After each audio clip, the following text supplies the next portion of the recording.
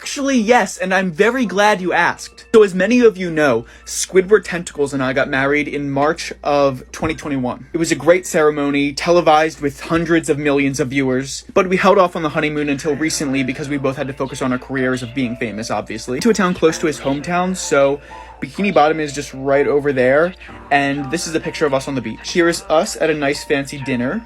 And this is when I got food poisoning from our fancy dinner, but he was so sweet. He held my hair and helped me and everything while I was throwing up in the toilet. But don't worry, it was all okay. The next day we were back on the beach being the attractive couple that we are. And yeah, it was a great time. If you had any other questions about our marriage or relationship in general, just let me know.